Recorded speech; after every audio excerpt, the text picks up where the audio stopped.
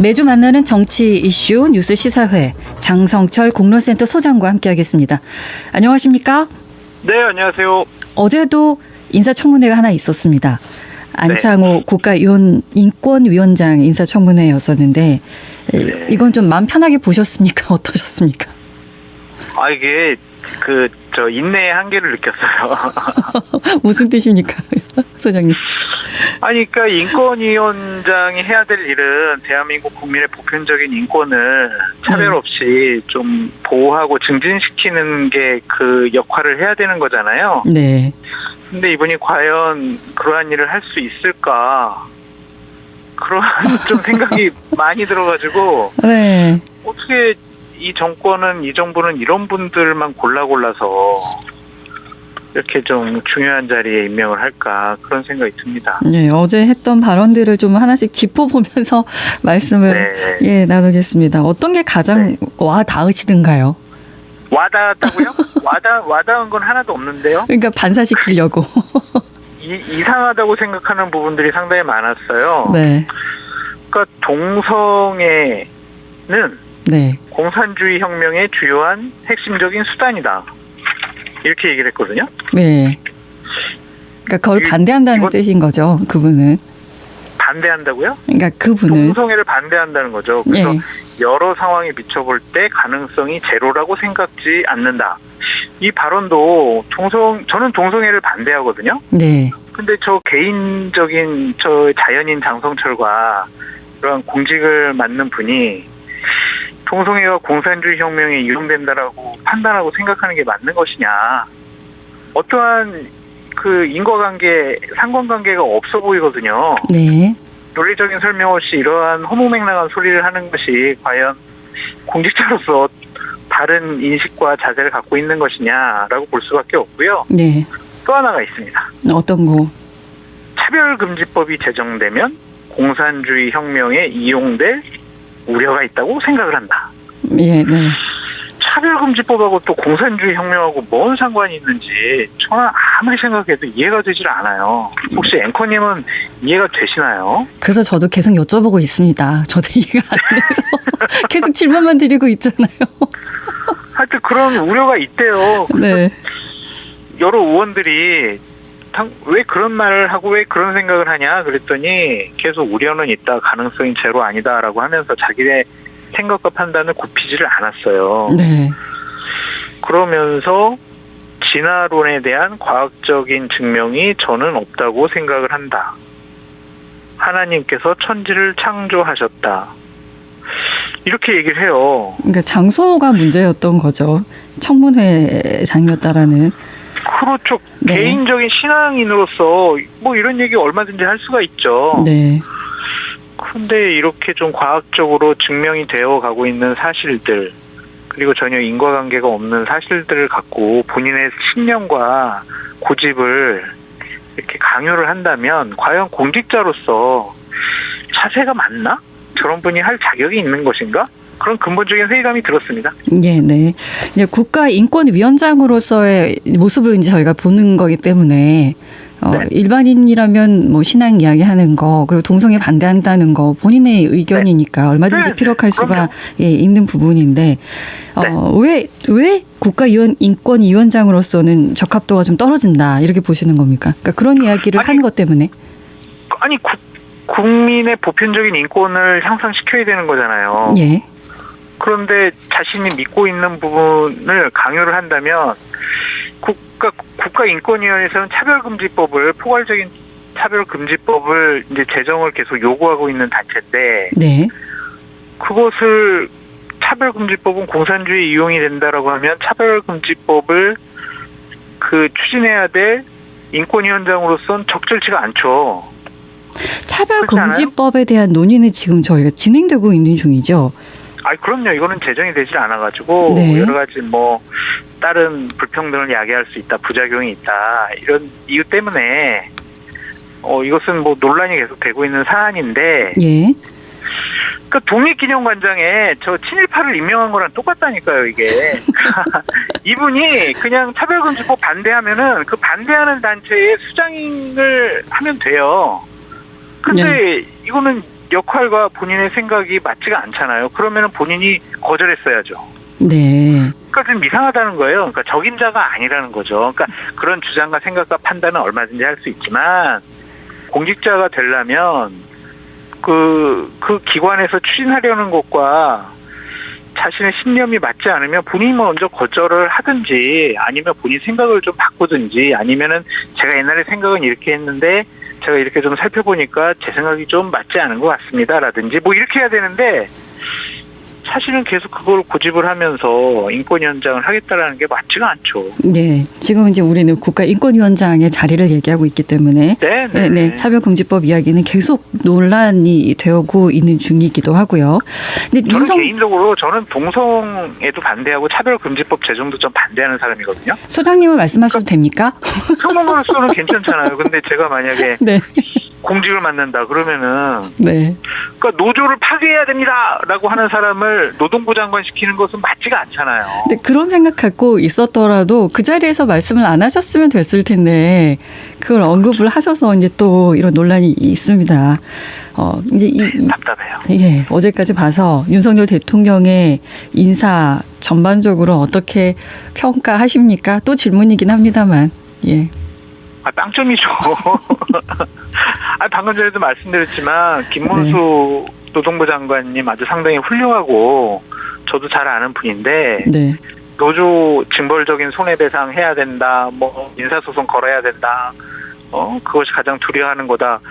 아니 노동부 장관은 노동자의 인권을 보호하는 곳이잖아요. 그게 역할인데 노조 파괴해야 된다라는 생각을 갖고 있는 분이 어떻게 노동부 장관을 해요?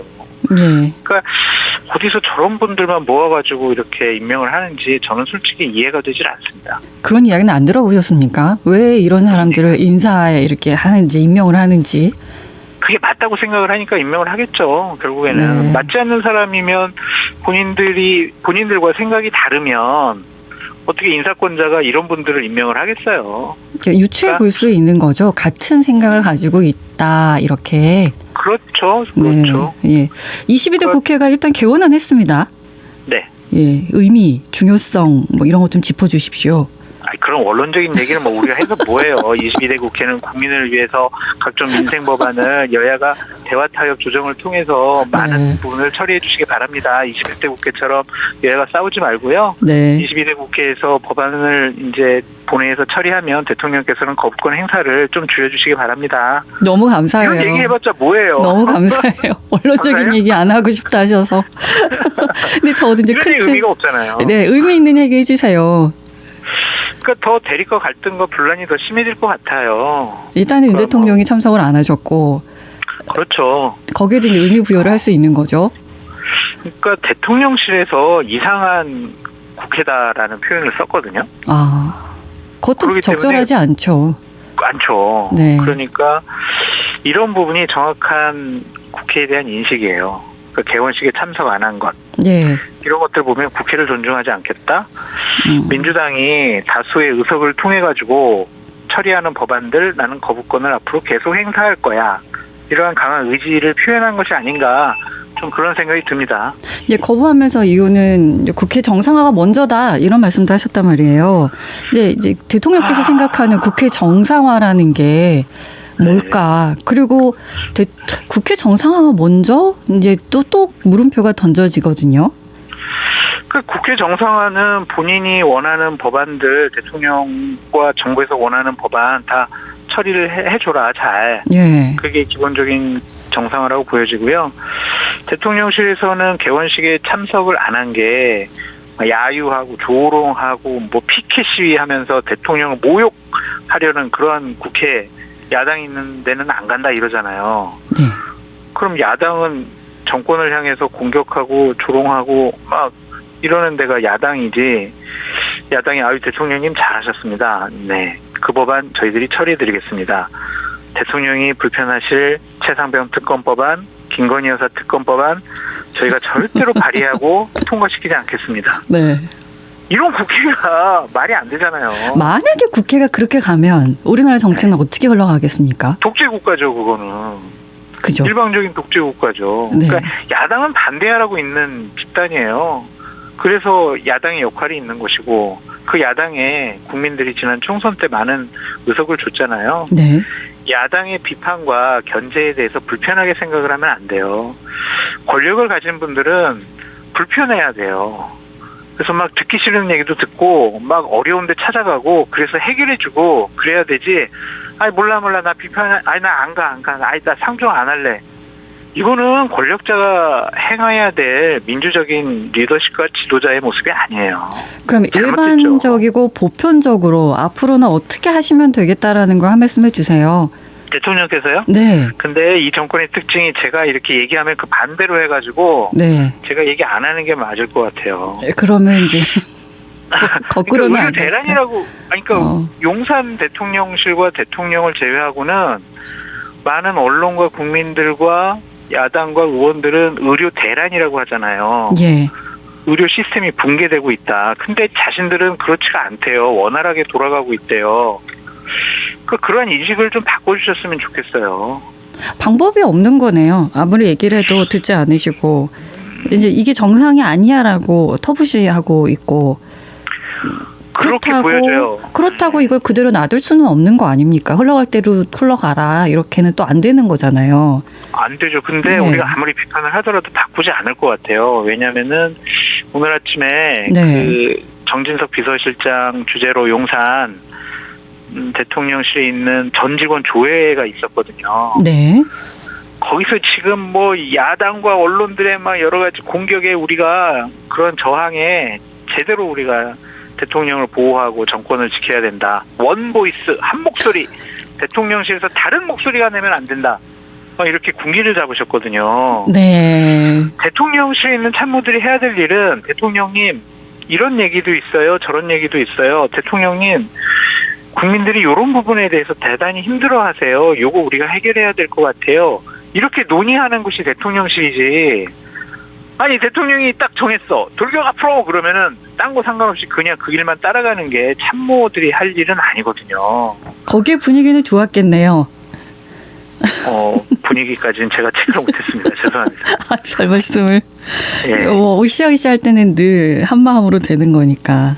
이제 네. 앞으로도 계속 그렇게 하시겠네요. 그럴 것 같아요. 야. 그래서 안 변할 것 같아요. 그래도 이제 우리는 우리 역할을 해보겠습니다. 따복따복. 예. 네. 여야 당 대표 회담이 있었습니다. 어떻게 보셨습니까? 어떤 데는 왜 했을까? 예, 너무 형식적이지 않냐 이랬지만 왜 했을까? 네, 왜 했을까? 성과가 없었어요. 예. 그 여러 가지 한 8개 사항들을 얘기를 했잖아요. 근데 보통 당대표나 원내대표 회담을 하면 합의문 형태로 나옵니다. 제목이. 네. 근데 이번에는 발표문이라고 했어요. 그리고 다 서술어가 다 미래형이에요. 논의하겠다, 협의하겠다, 추진하겠다 이거거든요. 네. 정상적인 회담이고 성과 있는 회담은요. 했습니다라는 과거형으로 끝나야 해요. 네. 근데 미래형으로 끝났다라는 것은 아무것도 합의가 되지 않고 의견 일치를 보지 못했다라는 거거든요. 네. 서로의 의견은요. 충분히 언론에서도 충분히 확인할 수가 있어요. 예. 이견이 있는 것을 해결해가지고 국민을 위해서 제대로 된 법안을 만들어라. 정책을 만들어라. 이게 바로 당대표 회담을 하는 의미거든요. 네. 근데 그런 거가 없었단 말이에요. 거기에는 조롱과 비아냥만 있었어요. 모두 발언에 예. 한동훈 대표는 이재명 대표를 향해서 에이 곧 저기 뭐 저 사법적인 결과가 나올 것 같은데 무죄라고 주장하지 마세요. 그러면 반칙 막 이렇게 얘기를 하고 예. 이재명 대표는 아이 계엄령 선포할 거지 이거 말도 안 되지 막 이러면서 선전선동 괴담을 얘기했단 말이에요. 네. 그러니까 이건 정상적인 회담은 아니었던 것 같고 실패한 회담의 전형적인 증거가 있습니다. 어떤 겁니까? 진실 공방입니다. 그건 또 무슨 그러니까 말씀이세요? 회담을 딱 마치고 나와서 네. 양당의 수석 대변인들이 최상병 특검 법안과 관련해서 다른 얘기를 해요. 양쪽에서. 민주당 대변인은 한동훈 대표가요. 저 최상병 특검 법안 지금 준비하고 있다고 얘기를 했어요. 저 메모도 해놨어요. 이렇게 얘기를 했는데 네. 국민의힘 대변인은 뭔 소리예요. 지금 우리가 준비하기는 뭘 해요. 지금 우리가 논의하고 있는 중이에요. 논의. 이렇게 서로 막 상대방이 거짓말하고 있다고 삿대질하고 있거든요. 네.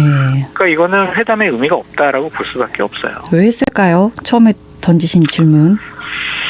왜냐면은 첫 번째 예. 그냥 하기로 약속을 했으니까 관성적으로 해야 된다라는 생각이 있었던 것 같고 한동훈 대표로서는 그래도 내가 당대표로서 어떠한 리더십과 지위를 갖고 있다, 결정권을 갖고 있다, 이러한 이미지를 국민들 앞에 주고 싶어 한 것 같고요. 네. 나도 중요한 정치 지도자예요. 제가 윤석열 아바타 아니에요. 그런 이미지를 주고 싶어 했던 것 같고, 이재명 대표로서는 한동훈 대표 자기 결정권이 없잖아. 아무것도 약속을 못했네. 결국에는 영수회담을 해야 됩니다. 그래서 대통령과 야당 대표 제가 만나가지고 여러 민생 현안을 결정을 해야 됩니다. 한동훈 비켜, 영수회담 하자. 영수회담의 명분을 얻고 싶어서 회담을 한 것이 아닌가, 그런 생각이 듭니다. 이 회담 이후에 대통령실에서 안도를 했다는 이야기가 반도를 했다고요? 왜요? 합의문이 없어서. 합의문이? 그러니까 발표만 한 거잖아요. 네, 그런 의미가 이야기도 없어요. 그런 이야기도 들리고.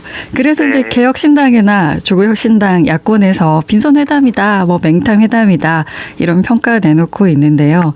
네. 그래도 양 대표가 한번 만났으니까 협치의 물꼬는 텄다 이런 이야기도 나오고 있습니다만 앞으로 이제 이렇게 아름답게 이렇게 막 포장하지 말까요? 포장하려고 하는 분들이 있는데, 네, 어떤 분들은 이러더라고요. 협치를 위한 첫걸음을 뗐다. 예, 막 이 첫걸음이 중요한 거 아니냐 그러는데, 그 첫걸음이 앞으로 간 게 아니라 뒷걸음이에요. 안 하는 이만 못했다.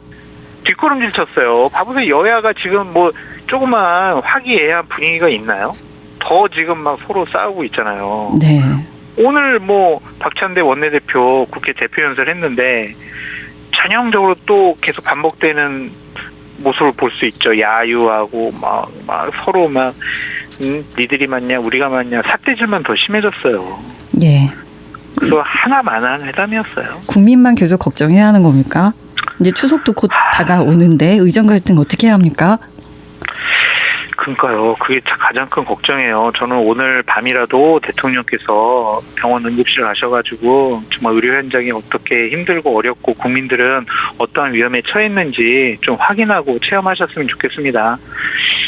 예. 그래서 정말 대통령의 인식을 좀 바꾸셨으면 좋겠다, 그런 생각이 좀 들어요. 저희 MBC 뉴스 시청률이 참 잘 나오고 있어요. 좋아야 될지 그만큼 이제 국민들이 정치에 관심을 이렇게까지 두진 않으셨거든요, 그동안에. 이걸 나쁘게 봐야 할지 조금 어렵긴 합니다. 그러니까 걱정을 많이 국민들께서 하시죠. 그러니까 이제 좀 정부의 비판적인 그런 방송을 많이 보시는 것 같아요. 예, 이걸 풀 수 있는 사람은 누굽니까? 대통령입니다. 예, 오늘도 말씀 고맙습니다. 네, 감사합니다. 언제 어디서나 내 손 안의 뉴스. 광주 MBC 뉴스 유튜브 구독으로 함께하세요.